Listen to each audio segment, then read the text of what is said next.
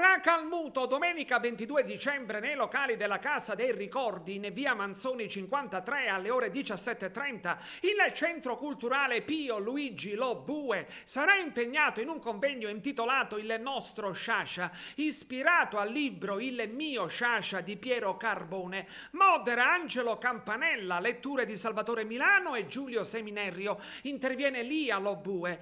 Musiche de Majorana Quartet. Nel corso dell'evento saranno resi pubblici rari documenti. Ascoltiamo in proposito gli stessi Angelo Campanella e Lia Lo Bue, figlia di Pio Luigi Lo Bue.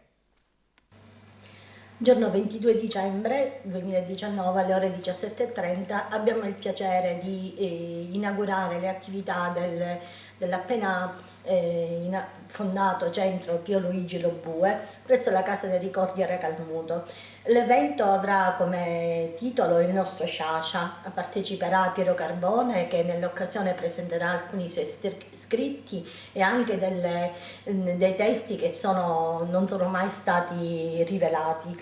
Il nostro moderatore sarà Angelo Campanella, ci saranno letture di Salvatore Milano e Giulio Seminerio e ci sarà anche un intervento musicale con delle colonne sonore che hanno in qualche modo relazione con mio padre e con Sciascia. Vi aspettiamo e passo la parola ad Angelo.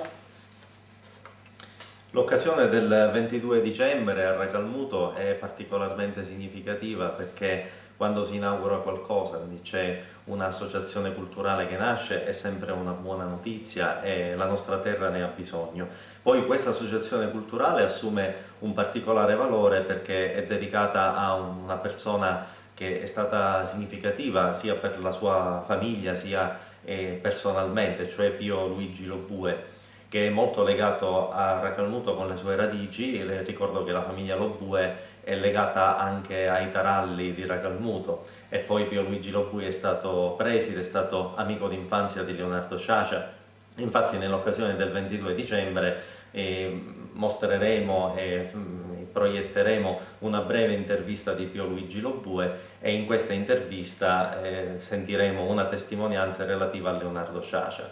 La cosa che è più interessante di questo evento è che c'è un passaggio di testimone. Pio Luigi Lo Bue è stato un amico intimo di Leonardo Sciascia, amico d'infanzia, e Piero Carbone, che sarà presente quella serata, ha conosciuto direttamente Leonardo Sciascia e su di lui ha scritto e si è dedicato alle opere di Leonardo Sciascia per tanto tempo, e adesso noi vorremmo la presenza di giovani, la presenza della società sia racalmutese sia agrigentina per fare questo passaggio di testimone, augurandoci che ci siano tanti altri eventi. Questo cioè il primo di una lunga serie di eventi culturali che saranno organizzati a Racalmuto.